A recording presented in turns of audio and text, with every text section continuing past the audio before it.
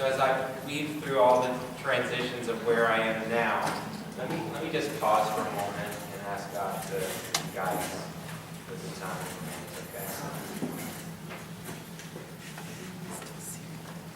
okay?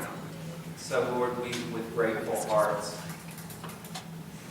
we consider all that you have done and are doing in our lives.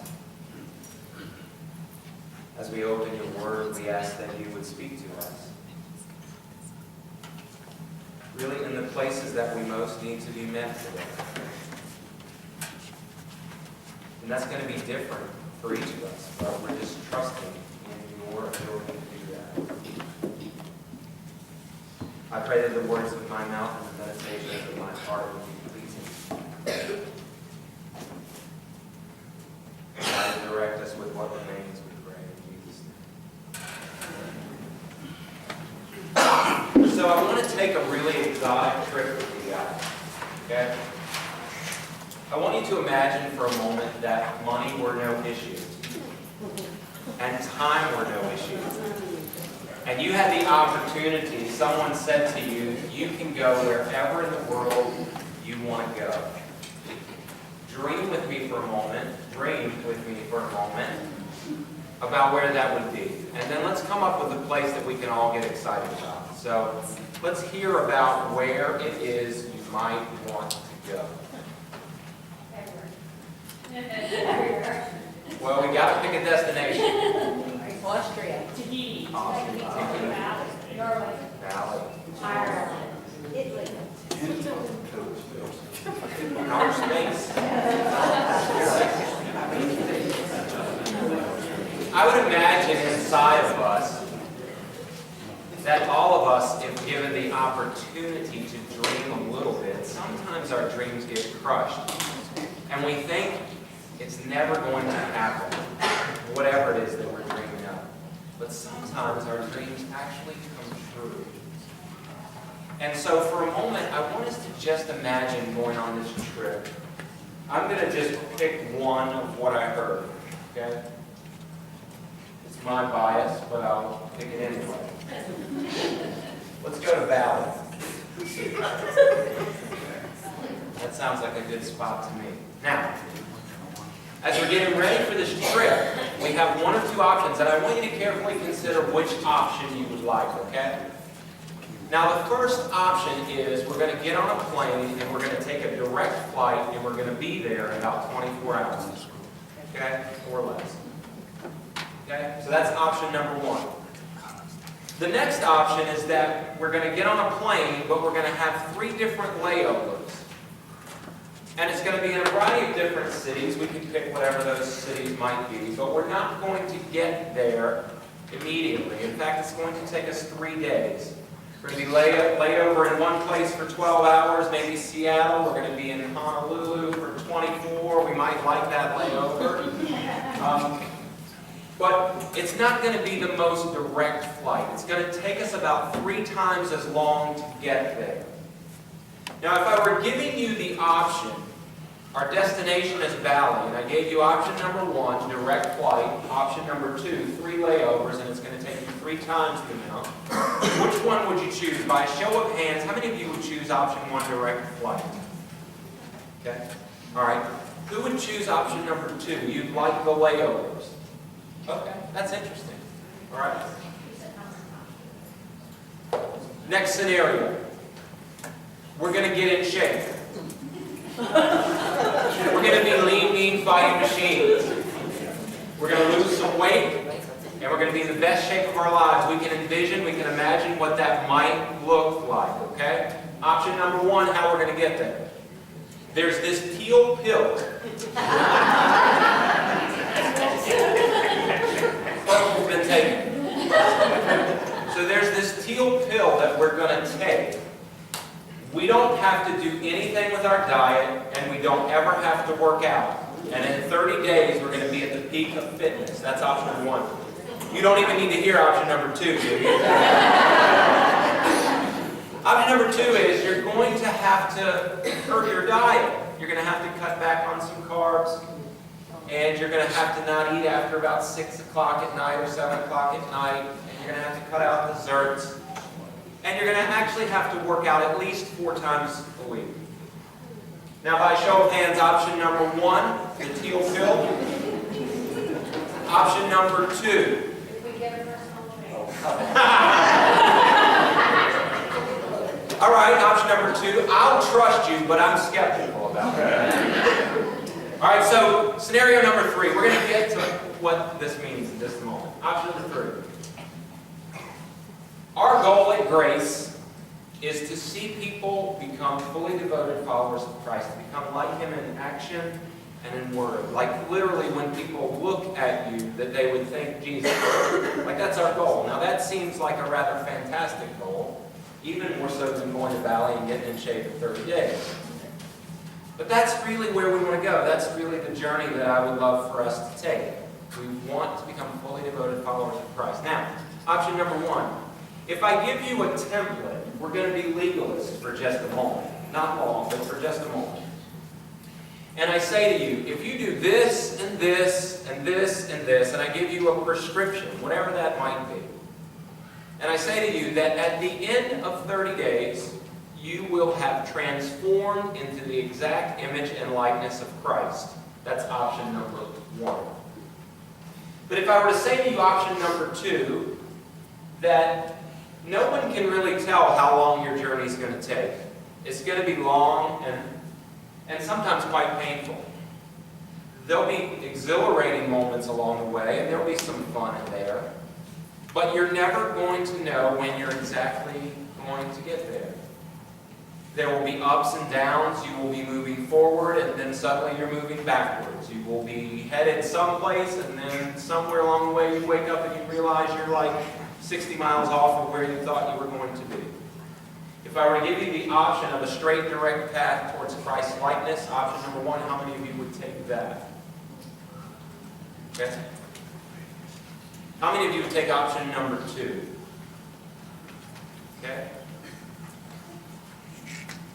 What I want us to get at with looking at option number 1 and option number 2 is that option number 1 and option number 2 speak to us about something that it has in common. And this is important for us. I'm going to tell you something today you probably don't want to hear. But when you hear it, you can embrace the concept. It will be super valuable for your life. So sometimes I tell you things that are good. I try to always tell you things that are good. But sometimes you want to hear certain things and sometimes you don't. I would love the direct trip to Bali. I love the teal pill, and I'd like the 30 days, personally. I just like to get where I'm going and not to have a lot of obstacles. The truth of the matter is, people who like option 1 focus far more on the destination than they do the trip itself. That's what all 3 of option number 1 has in common. You just want to get to Bali. You just want to lose 25 pounds and be in shape. You just want to be like Christ. And it would be great if you could wake up and there you are. Wouldn't it? Some of you not so much, but many of us think that that would be great. Others of you appreciate the journey. Even though you don't always appreciate the journey, you realize that there is benefit. You understand that there are no shortcuts, there are no quick fixes, that the nature of the journey is oftentimes slow and sometimes incredibly painful. And there are some moments along the way where you wonder where you're going and what you're doing. And the truth of the matter is, if you can learn to live in those places and invite God to join you, you will see redemption happen on a far greater basis than you could possibly imagine. We try to set up our lives, many of us, for comfort. Nobody likes to be uncomfortable, and I don't care who you are. I don't believe you if you raise your hand and tell me you like to be uncomfortable. So I'm not even going to survey it. So many of us try to set up our lives for comfort because life just feels better that way. But what I want to say to you is that when you try to create a world of comfort, what you do is an illusion. Because inevitably, as you live your life, you're going to move into places where you are shipwrecked and stoned and rejected and left for dead. And then what happens is really part of the exciting place where we engage this journey that we've been talking about over the last several weeks, joining Paul on his 3 missionary journeys. So I want to talk with you and unpack a little bit this morning about the nature of our journey and learning to embrace it as it is. Now, just a quick quiz for those of you who have been here. This is our 3rd week. We're traveling with the Apostle Paul on his missionary journeys. He made 3 missionary journeys, right? Does anybody know how many miles he would travel when it's all said and done? 10,000 or so miles. How many years did it take him? 9. You guys are so smart. How many different churches did he plant along his 3 missionary journeys? 20 plus. Gold star. How many stops did he make along the way? 60 at least. Okay, so this is like a lot of traveling, a lot of experiences from town to town to town to town. 9 years, 10,000 miles, 20 churches, 60 stops. Sounds like the Amazing Race or something, right? So this is his journey, and last week we started by traveling to a small island, somewhat small island called Cyprus.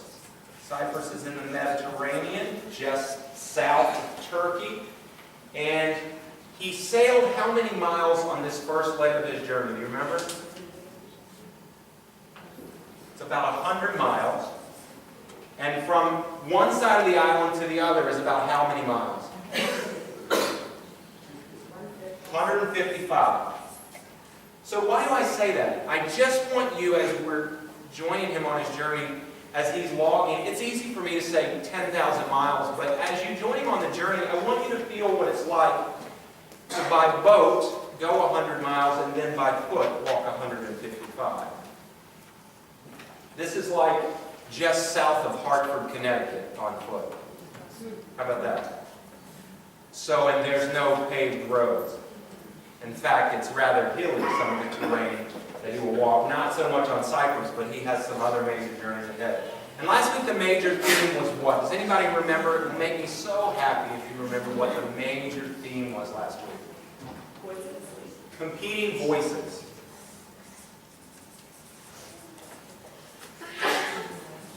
Not hearing voices, but competing voices.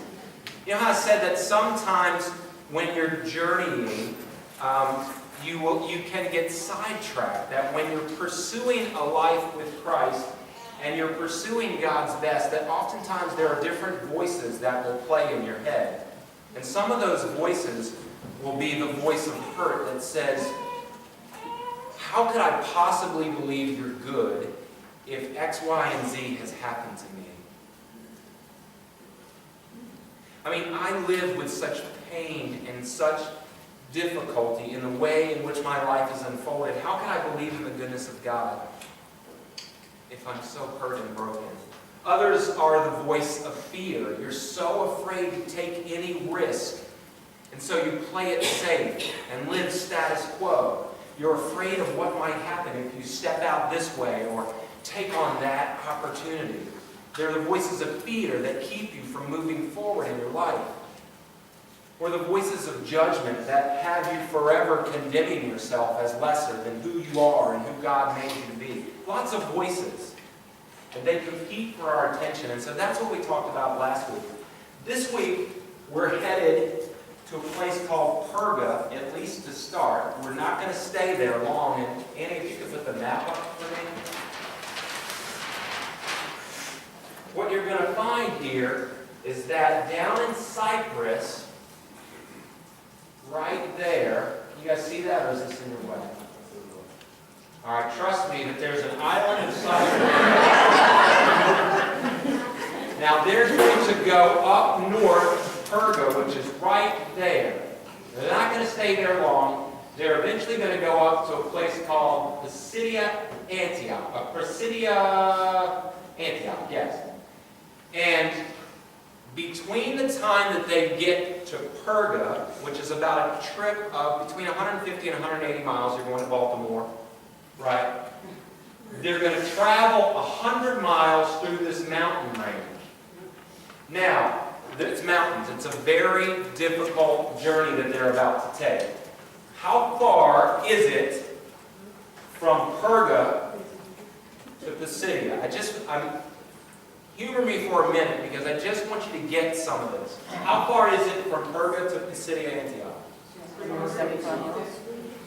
It's about 100 miles. But it's through the mountains. And in those deep crevices and precipices that you're climbing, a lot of thieves and bandits would hide out and rob people along the way. Because Pisidia Antioch was a town of about 100,000 people, so it was a big city. And the only way that you could get there was by taking this pass. And so they knew as travelers would come, they'd have to come up through this mountain range. It was very dangerous, and so bandits would hang out, and they would beat you over the head, and they would take whatever you had. And so people were afraid to make this journey. In fact, they think that possibly that's why John Mark didn't want any part of this. Remember, there were 3 people on the trip. There was Paul, there was Barnabas, and there was John Mark. And John Mark was the walking encyclopedia about all things Jesus. He wrote the Gospel of Mark. He traveled. He was a traveling companion of Jesus. But when they get to Perga and they decide that they want to go north to Pisidia Antioch, John Mark says, I'm going home. I'm not going with you. Now, imagine going on this adventurous trip and one of your closest friends just bugs out. They don't want to take the adventure anymore. And they leave you hanging. And that person was the one who knew Jesus best. So that if Paul got into any trouble, he could always refer back to Mark, because Mark would tell him, oh yeah, there was this time that we were, and he would fill in blanks, and he had all these great stories. And now he was gone. It was him and Barnabas. Now it was 2 of them. And they were going to face it. So they did make this walk. They went 100 miles. It was very dangerous, and the terrain was terrible. Don't know how long it took them, but you can imagine if you were traveling on a terrible terrain, mountainous terrain, on foot, 100 miles. 100 miles! 100 miles on foot after you just went 155 miles on foot. And they didn't even have good shoes. Right? I mean, this is hard stuff. So when they get to Pisidia Antioch, what you will find, and we won't read it today, but in Acts chapter 13, verses 17 to 41, the Apostle Paul gives what would be a typical sermon that he would give when he went from synagogue to synagogue, town to town, preaching and teaching. Okay? He went back from the beginning of the history, and he followed it all the way through until he drew parallel lines to point them to Christ. He always started in the synagogues of each town, because the people there who were gathered would have some understanding of the prophets and the teachings. So he wasn't just starting with a blank slate. And that's what he did here. Now, we're not going to stay in Pisidia Antioch, and we're not going to stay in Iconium the next spot. We're going to get eventually to Lystra. But can you imagine what the response was as they traveled 100 miles, they got there, and then they began to teach? Does anybody know whether they were received well or poorly? It's a trick question. Both. They were initially received well, to the point where after the second Saturday that they were there, on the second Saturday, it said the entire city came out to hear them teach. 100,000 people. That's incredible. Is that incredible? 100,000 people. I don't know how you'd work that out, what amphitheater they had, how they could be heard, but they come out. And initially, the Gentiles are excited. Why? Because the gospel had previously not been open to them.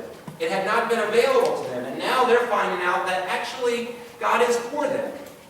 That there is actually hope for them. So they're embracing it. But there are some Judaizers, some people who are people of the law, who are not happy with this sudden twist that Paul is teaching about. So much so that they stir up a mob. They gather a mob, they incite a group of people to drive them out of the city. And they go to the next place, which is over here, Iconium. Now, Iconium is also a rather big city, and the next place, almost the exact same thing happens. Okay? They were pushed out of town in one place, they go to the next place, and the exact same thing happens. They gather a reputation, people are responding, people are coming to faith in Christ. Everything good is happening until those same people who were here came behind them and kept driving them. So they kept pushing them. They went from town to town and they were right behind them, like they were just trying to get rid of them. And so the exact same thing happens. So, when we get to the place now where they go from Iconium to Lystra, right here, we are going, and that's about a trip, it's like 30 miles, it's like going to Tom's River on foot. So, when they get to Lystra, something unique is going to happen, and that's where I want to camp out for the remainder of our time.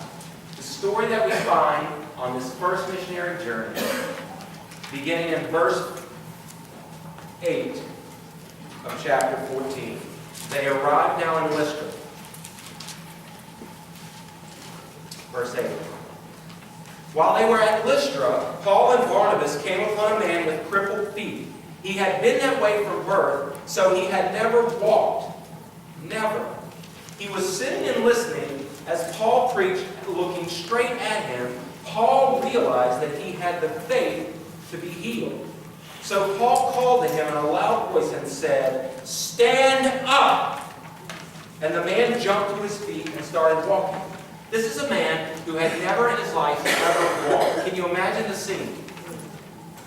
Paul is looking, he's preaching and he's teaching, and somehow there's something that catches this guy's eye that says, I think he has the faith to believe that he actually can do well.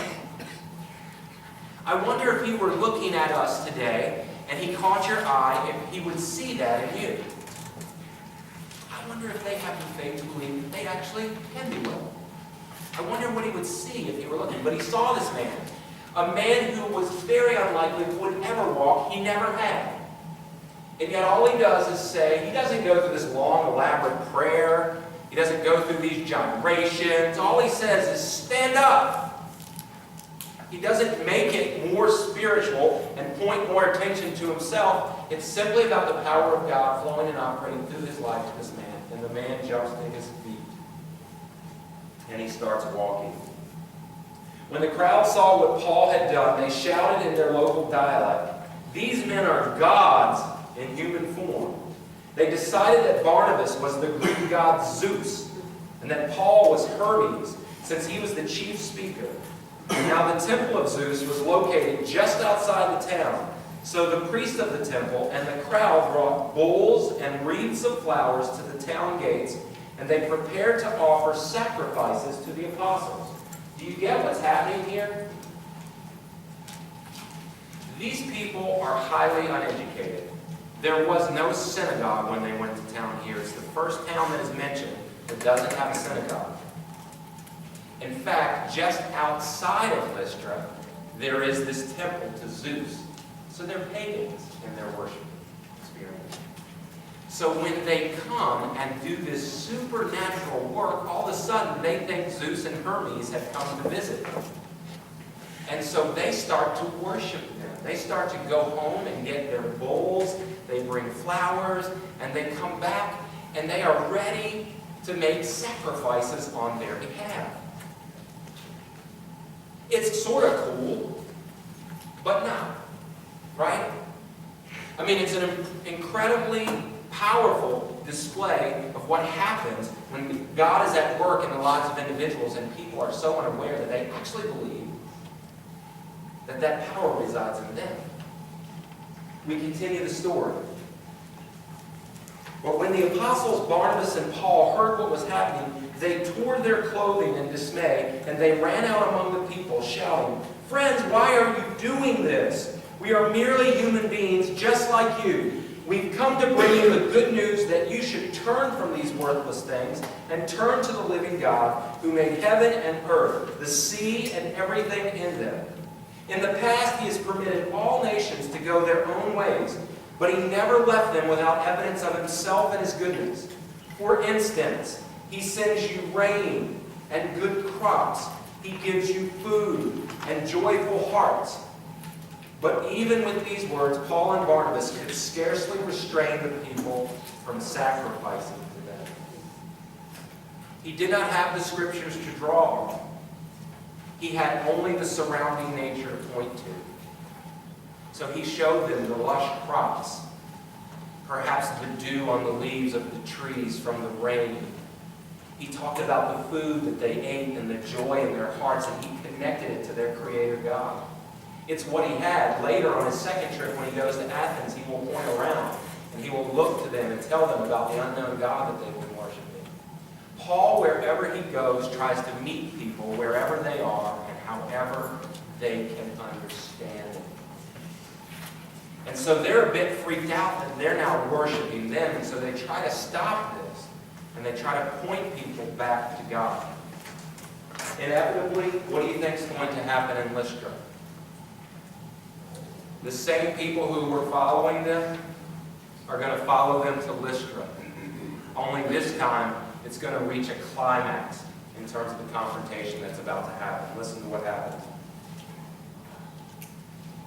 Then some Jews arrived from Antioch and Iconium. Antioch, by the way, is 130 miles, so they've traveled that far, and Iconium is just 30. They've won the crowds to their side. So they took this crowd of people who were worshiping Paul as if he were a god. And they had the power to turn and manipulate them to the point where this happened. They stoned Paul and dragged him out of town, thinking he was dead.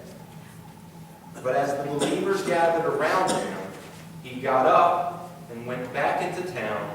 The next day, he left with Barnabas for Derbe.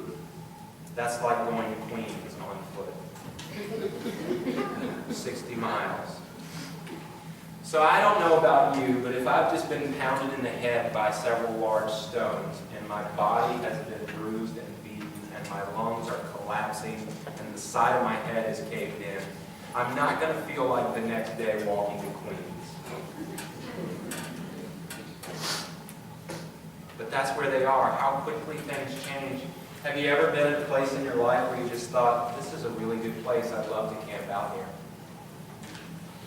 So much good is happening. Such a positive place, such a comfortable place. And then there comes a big stone to your temple. That's the picture of what it is like, the nature of our journey.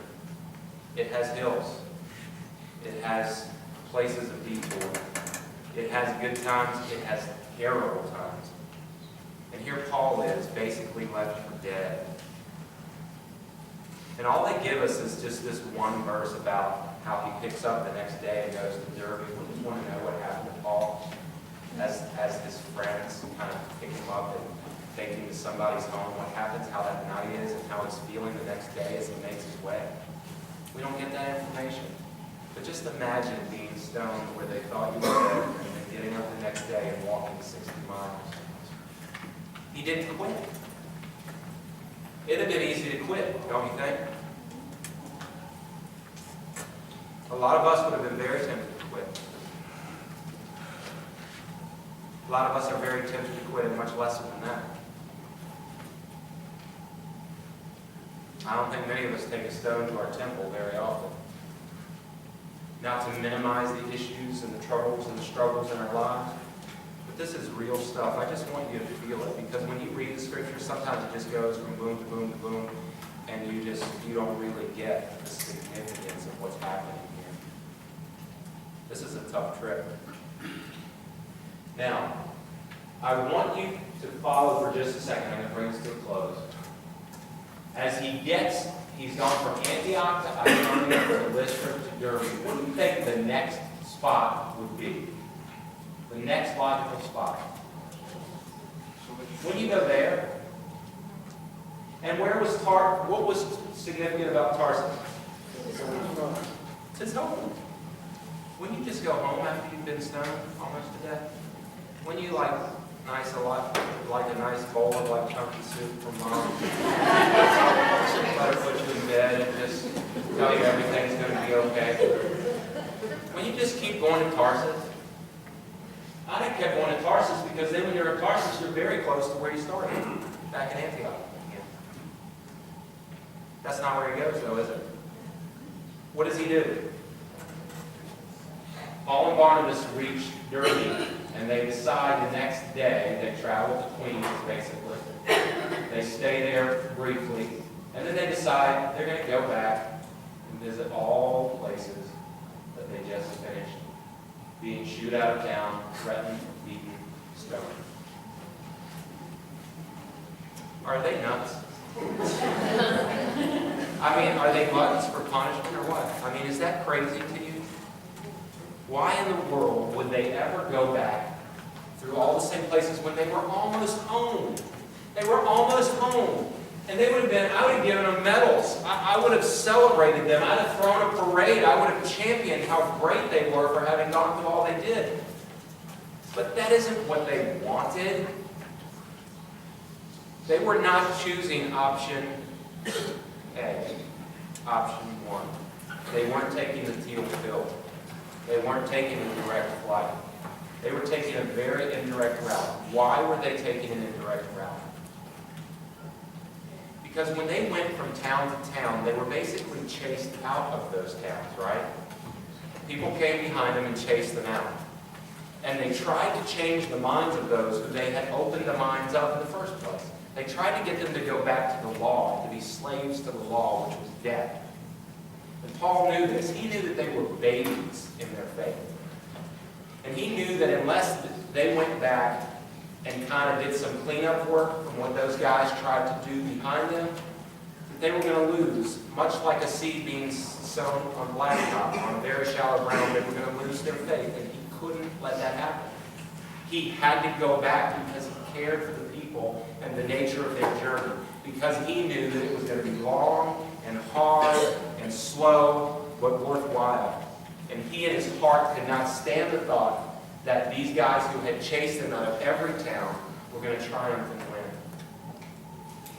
He writes a letter later, a couple of years later, to these churches. Does anybody know the name of the letter that he writes to these churches? Because it's in the New Testament. Does anybody know the letter that he writes to these churches? These churches make up the Galatian area, the church to Galatia. So the letter that he writes is to Galatians. I just want to read you a few passages and then we're going to close, okay? Galatians, he says, I'm shocked that you're turning away so soon from God who called you to himself through the loving mercy of Christ. You're following a different way that pretends to be the good news, but it's not the good news at all. You're being fooled by those who deliberately twist the truth concerning Christ. We know that a person is made right with God by faith in Jesus Christ, not by obeying the law. And we have believed in Christ Jesus so that we might be made right with God because of our faith in Christ, not because we've obeyed the law. For no one will ever be made right with God by obeying the law.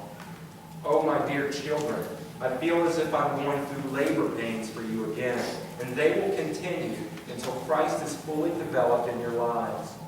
You were running the race so well. Who has held you back from following the truth? In the end, he says, it doesn't matter whether we've been circumcised or not. What counts is whether we've been transformed into a new creation. From now on, don't let anyone trouble you with these things. I bear on my body the scars that show I belong to Jesus. This letter makes a lot more sense. The letter to the Galatians makes a lot more sense now that you know what you know. Right? This is a community where people are actively trying to stamp out their faith. And while that might not seem like that is at work here in your life and in this culture, I would submit to you that there are very many forces that are seeking to shape you and move you away from the image and likeness of Christ. and they are persistent, and they are strong. And Paul would say to you, don't give up. Don't give in. Don't give out. Your journey is not a straight, direct, upwardly transcending journey. It is an arduous one. It will require that you traverse a lot of terrain that is difficult at times. And it will feel at times as if everything you are doing is in vain. But do not give up. Because the nature of the journey is that every moment where these things that would turn you away, that they can actually be used as a catalyst to push you forward into the life I have given you. When you think about all of the ways in which you can construct your life for comfort to exist, what I want to say to you is when you try to do such a thing, you're basically avoiding the opportunities that God can use to shape you and mold you and make you into the likeness of His Son.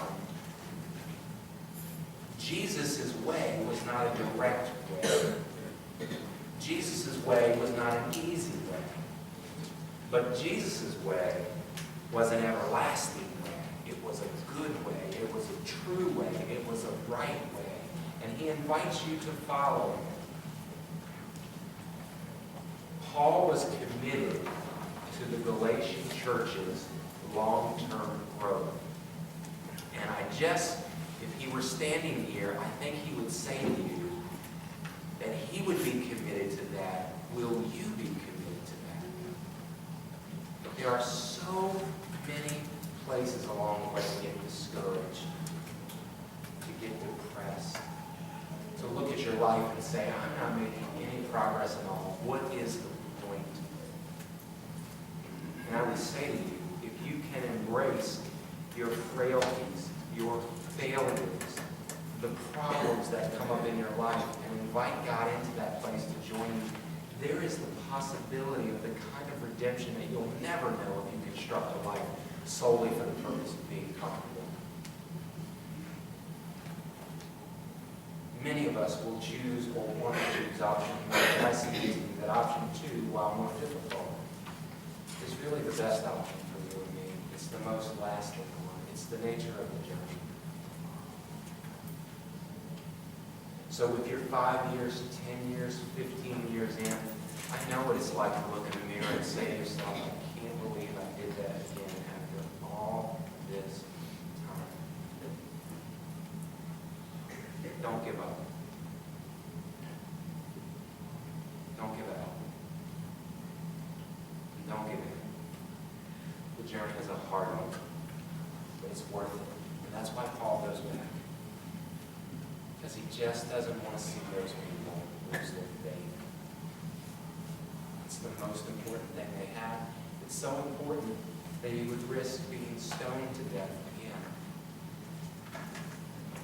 And so I share this with you in the hopes that as you travel with Paul, you will understand something about your journey and the significance and the nature of it and its importance. Because wherever you are on it right now, you are on it. You might not be where you want to be or where you thought you would be, but you're on it. And you will be until the end. So run the race well. Embrace the hardships. It's so countercultural for me to tell you embrace hardship. Embrace pain. Embrace suffering. But what is your other option? Resist it? Pretend it doesn't exist? Numb it? I've tried all those. They're not great options. Embrace it. And see what God will do as you invite Him to join you on your journey and take you to the next place. Well, that's the end of this first missionary journey, chapter 13, chapter 14. Next week, we'll go to the second journey, and we'll explore a little bit there. And hopefully along the way, learn a little bit about ourselves and what God's wanting to do with us. Amen.